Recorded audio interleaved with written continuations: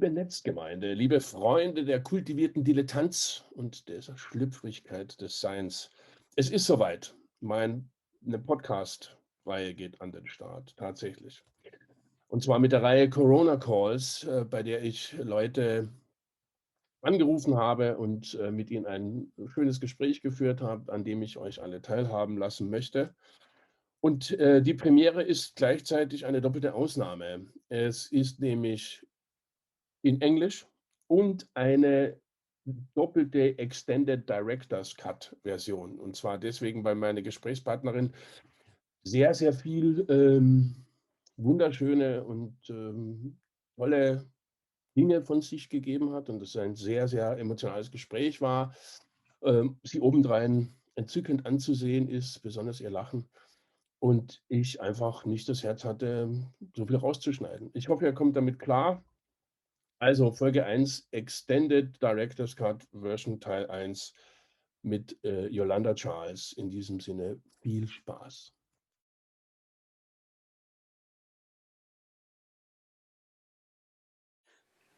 Hello, everybody. I'm really excited. I'm happy to have a very special guest today, and it's all going to be in English for my German viewers. So you need to put out the translator. Yolanda Charles, so good to see you. Thank you for taking your time to do a Corona call, as I call it, with me. Hi, UMBO. How are you doing, darling? I'm doing good. You're looking great. Your hair's grown back. Yeah, Um, I've got. I Mhm. always start my Corona calls with a little hymn of praise for my guest. So people take your time. It's going to be a long list because there's so many good things to say about Yolanda. First of all, you are a very caring, loving mom of 3 kids. You're an outstanding session player, you songwriter, you're a solo artist, you are one of the kindest, caring, down to earth, polite, giving, lovely persons I've ever met in this business. Yes, you are, Oh, so and nice. and you don't know, but one of your advices made my solo career possible. Oh, Without that advice, I couldn't have go on stage and do my own thing. We might talk about this later. please, yes. Yeah. So it sometimes it God seems to be unfair. Some of his children get everything, the looks, the talents, the things. So, and here I am, uh, God. Just maybe only the looks would have been nice. So, but anyway, Yolanda, where are you right now? I'm in North London, in a very nice area that is not wealthy, but it's open, so there's less of the high buildings. I can see the blue sky and get some greenery around me, so that's good. And the room you are in is which room of your home? Well, I moved here last year, so I moved here and struggled to do it because it was just at the point where I wasn't sure if I should, but I took the opportunity and poured everything I had into the house, um, but haven't been able to do any work on it because haven't worked for a year practically. So my studio is in the corner of my actual bedroom. I set up a nice little spot where all my basses are hanging up on the wall. I think there's 11 here, plus a couple of guitars, and a few more in my cupboard under the stairs. So yeah, it's not a studio space; it's my actual bedroom, and so I roll out of bed in the morning, then go to my chair and start playing bass. Oh, 8 a.m. Yeah, I it's waited good. for this so many years to have a date with you in your bedroom. Yeah, so finally I got there. So do you spend a lot of time there during the lockdown? Did you, of course, you spent more time there. Well, just Well, moved in. yeah, it's been nice because we were staying in a flat, which was not appropriate. There's four of us. So I have my 3 kids living at home. They're big. My eldest is 25 and my daughter's 21, and the youngest is just turned 15. So we were in a flat. So we had this opportunity to buy this house, it's a small house. It's a tiny little garden and everything, but it's not a flat. You know, the difference between being in an apartment in a building compared to having your own front door. So that was a really nice distraction in 2020, something to do, because we had to fix it up enough for us to put books on shelves and things. So it's been changing. Things keep moving around a bit. I've done a lot of, but not a lot, but I've done some podcasts and as a guest, and a few video interviews. So I bought this screen to hide my dresser with all my perfume and makeup and stuff behind it. Yeah. And so yeah, I keep feeling like I can change this space into whatever I want it to be. You know, like a little magical corner. Sometimes it's very sort of, you know, masculine, lots of basses and lots of musical equipment around, and other times I make it into quite a feminine space with, you know, nice decorations around. So yeah, I've got my little fantasy corner. Actually living in it. It's great. It's brilliant. I find it quite surprising that you say masculine vibe when you talk about bass playing. Yeah. Yeah, it's because it's a side of our characters. We're dual, you know, we have feminine and masculine sides to our characters, all of us.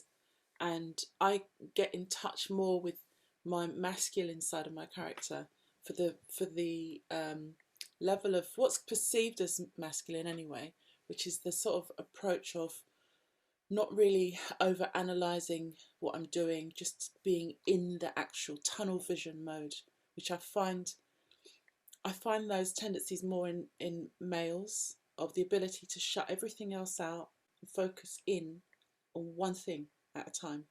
So you're not multitasking, you're not thinking too much, you're just focusing in on that thing. And as an instrumentalist, as opposed to a singer, because I don't know what it's like to be a dedicated vocalist, which I can imagine it's slightly similar, maybe different, I don't know much about it. But as an instrumentalist, I need to go into my tunnel vision mode, and I can't be second guessing myself too much. Can't be worrying about anything too much. And that focus, I consider that quite a masculine trait. And the femininity is about, you know, it's the touch, how I play. My I don't know whether it's expressed particularly in my playing, because I think everybody has tendencies of both sides of that, feminine and masculine. But yeah, sometimes when I get surrounded by a lot of material items, you know, electricity, wood, metal, Technology. I just need to get some, yeah, technology. It feels like a space that becomes very focused on one thing. So to balance that out, I actually have distractions around, um, you know, pictures that create thought away from the instrument. And I focus in on other things while I'm playing sometimes to change how I play. But that's quite a deep kind of Yeah, but conversation. I've just gone straight in there. no, it's actually the reason why I ask, because all my bases have female names, by the way. Mm-hmm. The Mm-hmm. bases have female. Mm-hmm. But I understand what you're saying. It's very interesting. And I in my solo program, I do a little joke where I say, um, the only reason why women say they're multitasking is an excuse for that they can't focus on one thing at a time. Oh no. And you say that as a joke. Of course.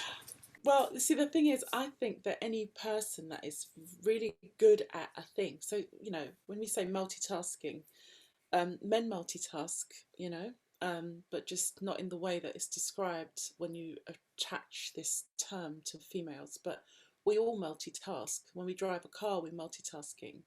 Yeah. It can step up if we have a person in the car and then we're conversing. So we're always doing a multitude of things at any one time. And women historically, despite being under the radar, they have we have women who have been perceived as an example of excellence in various fields of mathematics, physics, etc., engineering, that just aren't maybe as well known as the more famous male counterparts. And those women managed to achieve this despite the issues with you know, power. So it's not a masculine and feminine thing to me, this multitasking. It's more of where and how it's applied and how often we see people doing well in that. So any woman that's done well at anything, whatever it may be, even if it's to use those stereotypes, needlepoint, right? Or something that's the old school kind of 19th century values of what it is to be a woman, that would have taken tunnel vision focus. It's just that we seem to associate, and I have associated that tunnel vision focus with men, because I think I've been subjected to the same sort of programming that attaches these qualities to a man or a woman. But I say masculine and feminine as opposed to man or woman, because the masculine and feminine to me are not tied in with being male biologically or female biologically. It's not the same conversation. Yeah. Masculine, we can describe something as masculine as long as we agree what that is, but it doesn't mean that I mean male. Speaking about multitasking brings me back to the advice that made my solo career possible. Right. When we met at Frankfurt Music Messe, and when I recorded my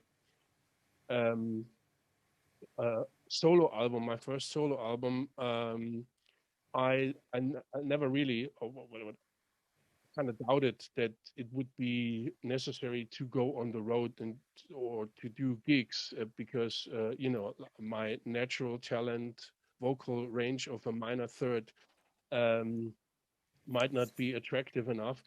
But you gave me, and I had the problem when I wrote the music on most of the stuff, starting with the bass and a bass line, and then did the music, and then I put the melody on top, and then I wrote the lyrics.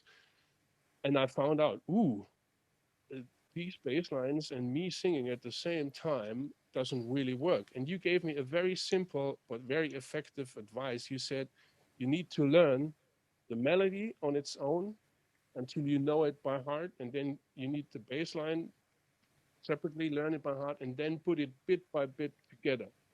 Mm-hmm. And it took me quite some time, but I managed it, and I experienced with so many great concerts with my band, me being the front guy. But without this advice, it was never possible. And there's another thing that I saw you doing while you were playing and talking, which I still can't do. It amazes me. You play a pocket groove and you talk from the heart. I still can't do that. I have to stop. I mean, I can do 8 notes, but that's it.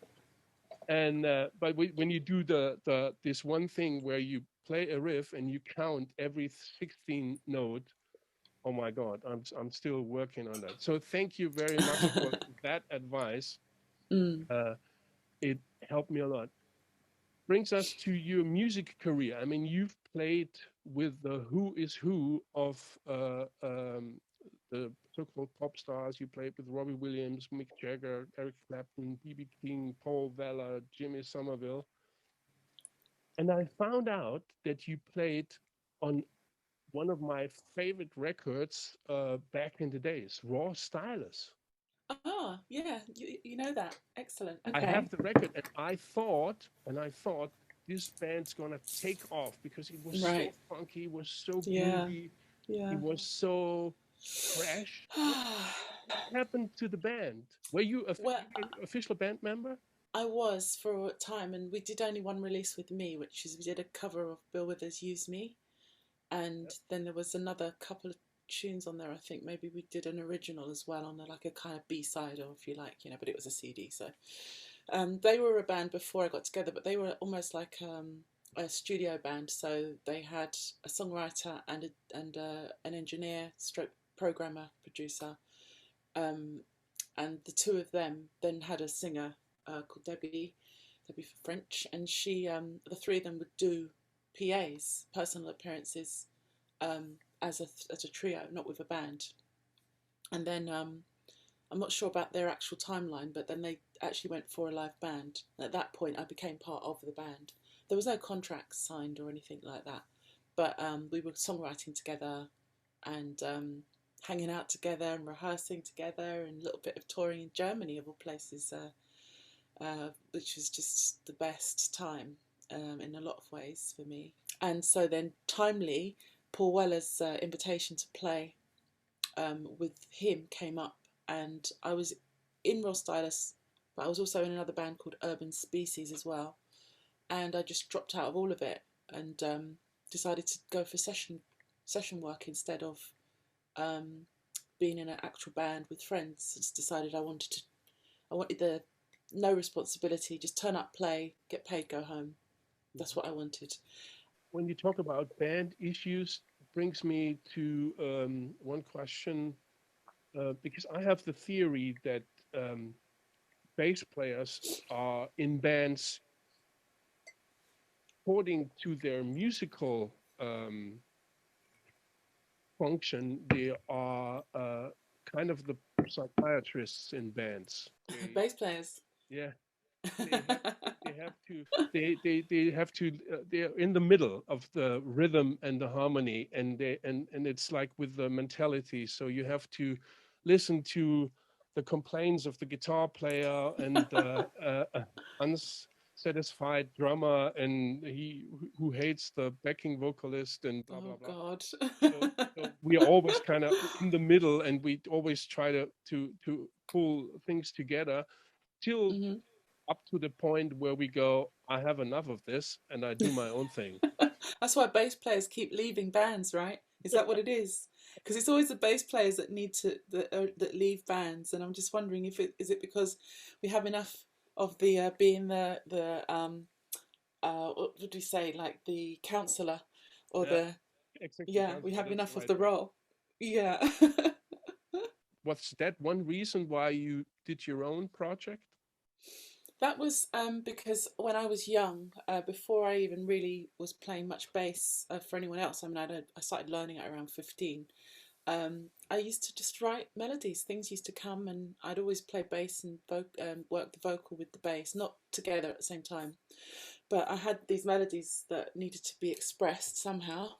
And after being in session world for, I think, short of 10 years, about 9 years or so, working for people like Paul Weller and Aztec Camera and Robbie Williams and all of that, I felt that I'd left behind my soul funk background, which I loved and was where I was from and what music that I actually listened to at home. And I knew that I'd kept accepting, or been offered and then kept accepting work in the pop rock world, which really helped my playing in a lot of ways, but also didn't serve my actual real love of, say Marvin Gaye or Bob Marley or music from my background. And I realised that the only way to actually get a chance to play that kind of music would be to write it myself, rather than just to hope for somebody to understand that I can play groove. Yeah. I thought, well, they'll never know that I can play groove, because the music that I play doesn't rely on that as the main focus point. It relies on melody and guitars more than it relies on bass lines driving the whole song, which is what turned me on to playing bass in the first place, was the way that bass drives the music in funk, disco funk, soul and reggae. And so I was missing that responsibility as a bass player of really holding everything down in a really beautiful melodic bass riff. Because it's not required a lot of the time in pop and rock. It's more supportive in that style of music. I had to write the music myself, and so that's what I did. And out came Funk in the Third Quarter, which... Well, I have to tell my story about that, please, because... Yeah, you can, of course, you can. We were in a restaurant, you and I, weren't we? Yeah. In Frankfurt at the Music Messe one year. Yeah. And you were telling this really great story of having studied... What was the college that you went to, the university? Musicians Institute. Musicians CIT, Institute. in Yes. Hollywood. Right. And so you'd studied there. And I was so taken with this story that you told, which the details escape me now, but what I remember was that there was, is it 3 or 4 semesters? 3 semesters? It's 4 quarters. Right. And so when I asked you about the structure, you were explaining that you studied different styles of music at different points through these quarters. And you said that you were doing rock and in the various other styles. And then you said, and in the third quarter, we get to study funk. And I said, what? You said, yeah, we study funk in the third quarter. And I was like, wow, funk in the third quarter, that is so cool. And I said, you know what? You have to do it in the third quarter because you can't study funk at the start of the course. Because as a discipline, people underestimate how difficult it is to play funk. We were talking about that, weren't we? About the rhythmic placement, the significance of how the shape of a bass line or any rhythm within that style needs to be understood to play it well. Yeah. And that it was appropriate that it was in the third quarter because although technically it could be quite simple. So then you told a story about not being able to study funk until you got to the third quarter. So I was completely fascinated with the idea that funk is learned and studied in the third quarter because I didn't think that people respected how difficult it is to learn funk. And then I said to you, literally then, that is such a great line. And I love the idea about it. So I'm going to name my album Funk in the Third Quarter. And you were like, what? And I was like, yep, I am. Because I was writing it, but hadn't finished at that point. Yeah. And sure enough, when I finished writing my record, I called it Funk in the Third Quarter. And that was thanks to you.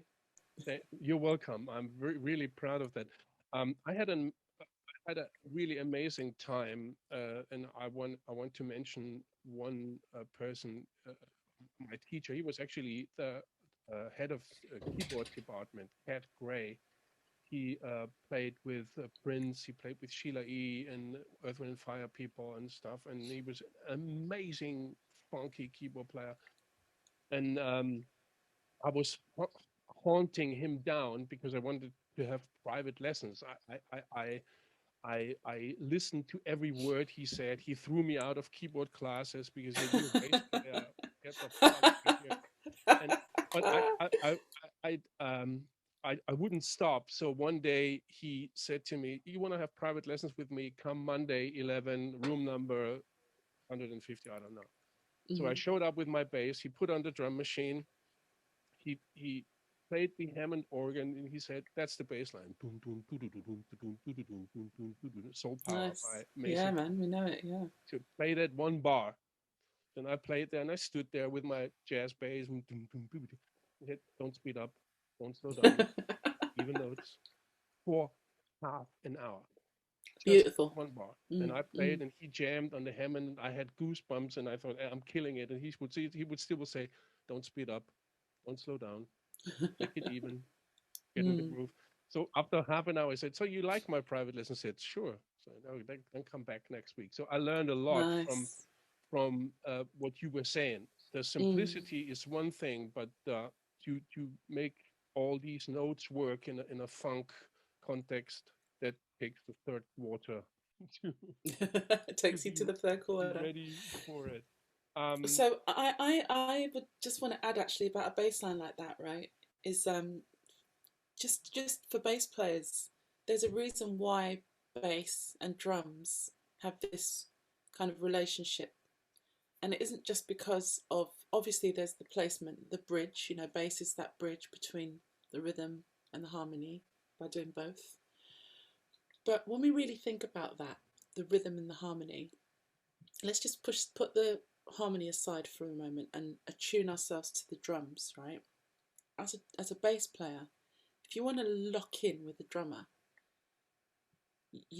let's just imagine, given that most music is like this, that this drum pattern is snare beat 2, snare beat 4, which is standard, but cat, cat, cat, cat, right?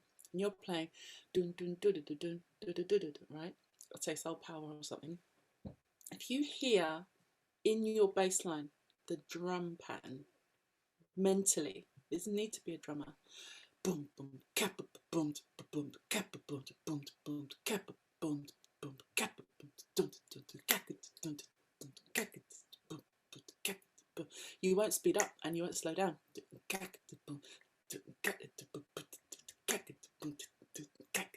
And what I'm actually doing as well in between that is I'm hearing the 16th, 1E and a 2E and a 3E and a 4E and a 1E and a 2E and a 2E and a 4E and a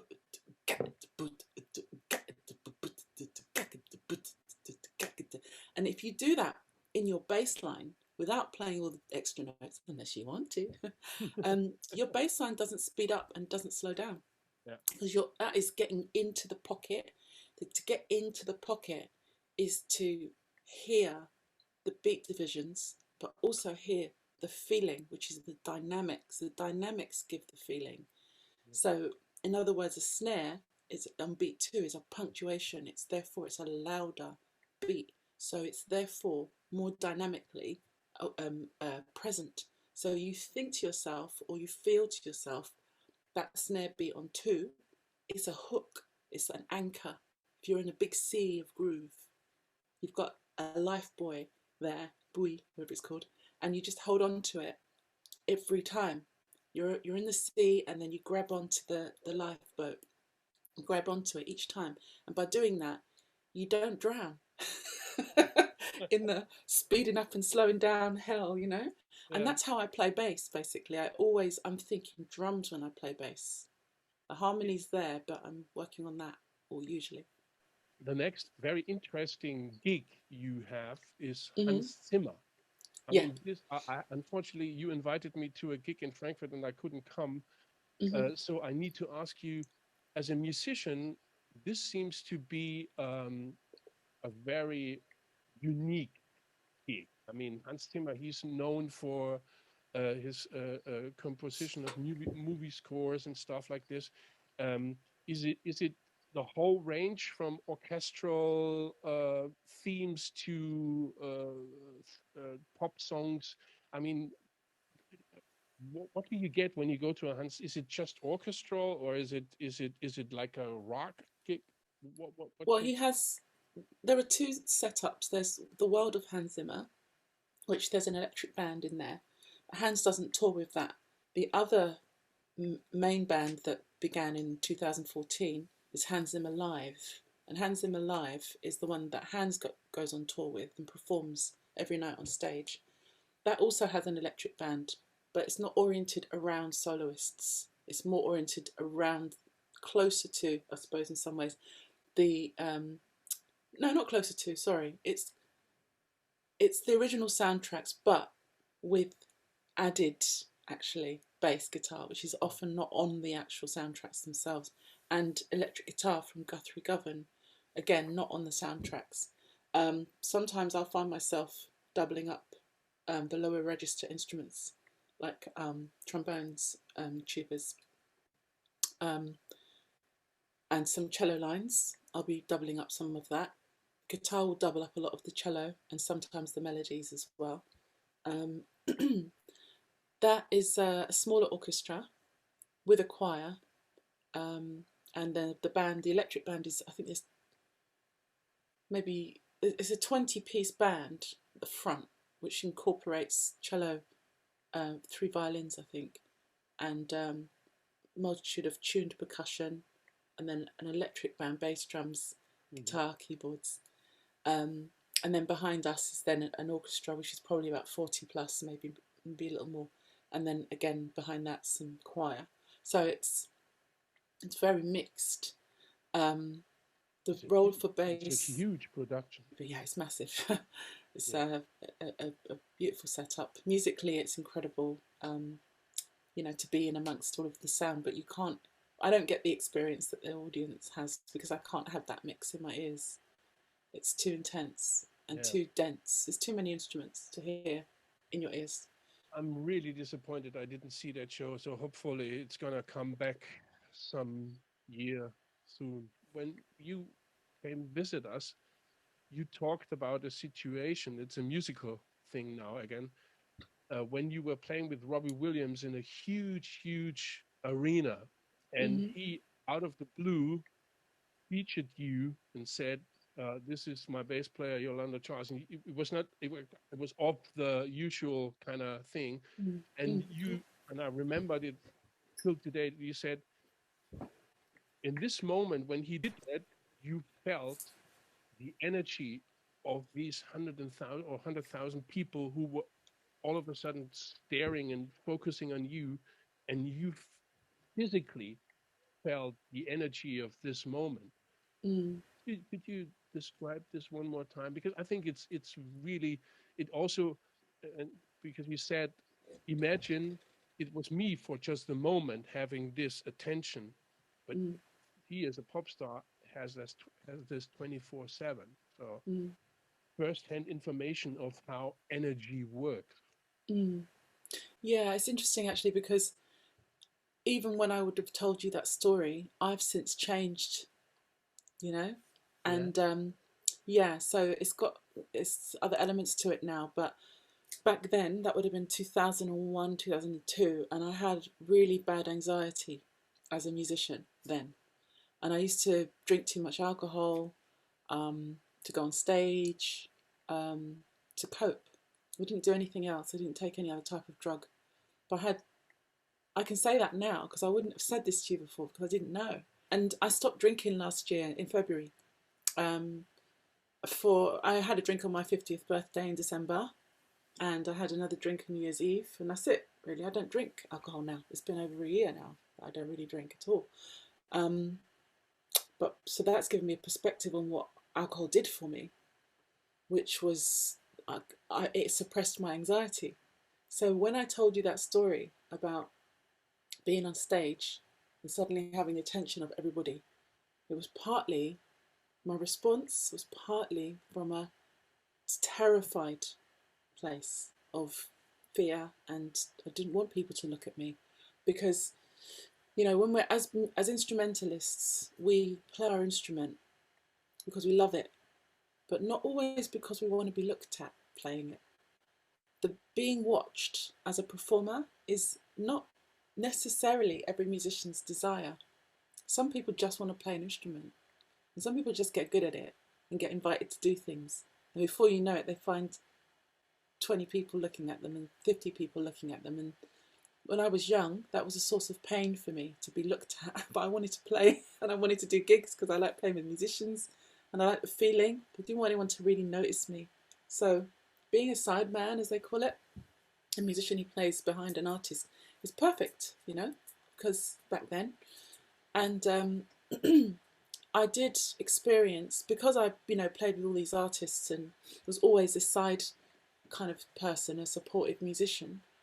I didn't have to have all of that attention on me. I could be there. I could enjoy the wave of emotion from the audience by watching the artists and watching that balance. And sometimes I might get a little feeling of them noticing me, but many times, well, one particular time I'd just done a stadium gig with Robbie, and we were staying in a hotel where some fans had booked themselves into the same hotel. So I was in the bar having a drink, and this girl started talking to me. She said, were you here for the Robbie Williams concert? And I was like, oh yeah, I was. She said, did you have a good seat? She said to me, and I was like, she said, it was a great gig, wasn't it? And I said, yeah, it was a great gig. She said, did you have a good seat? I had a great seat. I said, yeah, I had a really good seat. I did. I had a really good spot. Fully aware that she didn't know. Did you No, introduce yourself no. with your code name? Well, We don't talk about that. we can talk about that in a sec, yeah. So it's quite funny because the fact that she didn't know that I had actually been on the stage, that she was waxing on, so happy, excited about how great the show was. She's standing next to the bass player and didn't realise, which is fine Yeah. because I don't care. And I didn't tell her. I just was like, yeah, it was a great show, moved on. But that I liked that anonymity. I liked being able to enjoy that position, being on stage and not being noticed. So that particular instance, when Robbie occasionally he would say something, maybe once or twice he might have said my name and got the attention on me, because we had those side screens as well with the bigger gigs. You'd have cameras as well, and suddenly everything's pointing towards you, and the audience, instead of staring at the artist, mesmerised by him, they're all the attention of 80,000, I don't know how many, maybe less, 60,000 people just suddenly swivels over to you, and you know they're looking at you, and you're on the screen as well, so you know you can't like hide. And it's an intense feeling from being almost invisible for some of the audience, for most of the audience you're invisible, to suddenly everybody's heard your name over the big PA and they're all looking at you as well. And I hated it so much because it's not what I was there for. I was there to play bass. But then what's happened since then, and just to give that angle you were talking about, it did give me a sense of sympathy for people like Robbie, who was struggling different points in his career with certain things. And I can understand the pressure he was under to not only have that on stage, because you're also being videoed, right? So the camera is right there almost, because there's close-up shots, and every gesture, every blink of your eyes, every rub of your nose is on a screen bigger than your house, you know, almost. And there's nowhere to hide. You're in the public. The public own you for those 2 hours. Every gesture. And for him, well, when you're performing, okay, because you're in a role and character. When you come off stage and it's the same, everybody that meets you is looking at everything, and then you get that from the media. Then you get that from people who want to meet you, who you might let get close to you, who might be your friends, but they're not really, because they're scrutinising everything for their memoir later or whatever. The paranoia that could evoke is quite heavy, and I think mentally it's a very, very challenging role to hold, and it doesn't end until you're no longer popular. But what's happened to me since is with Hans Zimmer, he made a point of highlighting all of the musicians at different points, and our roles changed over the period of gigs, because I've been working with Hans since 2014, and the last gigs we did was 2019, so it's evolved over those years. And I've now got a spot where on Dark Night I come out and stand at the front of the stage with the bass held high, and I'm playing one note, you know, not no fancy solo. That would be great, right? But no, it's like boom, one big note, you know, distortion and everything. And at that point, this light goes on me, and I have to get into character to do that, because there's no bass playing. It's literally one note. I could play it like this, really powerfully like that, just by what I'm doing is just plucking it with very little physical movement. But because it's a moment, I say that in quotes, with the lights and the tension, I have to make it look good. So that one note is turned into my hand going bong like that. You know, I don't need to play the bass that way. So I've learned to handle the attention, to get into character for that moment, and to just do my job. But it's not about me then. It's about how it looks and what's necessary for the performance. But it's taken me 30 years to get there because I was never somebody that I wanted people to notice me. I wanted them to notice my bass playing, but not me. And now I've learned to get into role and into character. So now I'm more of a performer now. I can perform now on stage. Well, you've been, I mean, I've seen you perform your solo stuff in Frankfurt, and you've been, I have to say, it always feels very, you felt very secure, actually. You felt very in place with what you're doing. I mean, as musicians always probably kind of look different at other artists, but Yeah. I felt when I was seeing you perform, I wouldn't have come up with anxiety or No, low you wouldn't, right? self-esteem. I mean, maybe it's the smile that No, kind of not low, blocks not low everything. not low self-esteem. No, I know what I'm good at and what I'm not good at, and I'm realistic about it. And it doesn't hurt me to admit when I'm not good at something, and I won't blow I won't be lying and self-aggrandizing myself if I say I'm good at this. It's just what's true and what isn't true, right? So I'm okay. My esteem's okay. It's more a case of that anxiety is about a physical reaction to something. It's fear-based. It's like heart hammering in the chest. It's a dry mouth. All of that stuff. The first time I ever experienced it to the level that I did was the first time I did a live radio performance broadcast with Paul Weller in 1994, I think it was. And I finished that live radio broadcast, first one I'd ever done, and I swore that I wouldn't be able to do it again because it was so difficult. I wanted to throw up. I had performance anxiety. I just actually really hated it. And I gradually learned how to balance myself so I could play and do a good enough job. So what that was, it's like you're a trauma victim switching off. You switch off when you go out there. You don't necessarily stay connected because it's too difficult to be you in that space. And then 2006, I did my first workshop in front of a university audience, and that was the first time I had to hold space as me speaking in a microphone, and it was the most difficult thing I'd ever done, and from that I learned gradually, year after year. I got better at it to the point really, where really good at it. But I had to learn. It took me that long, from 2006, to the point where I do not get nervous when I go on stage at all now.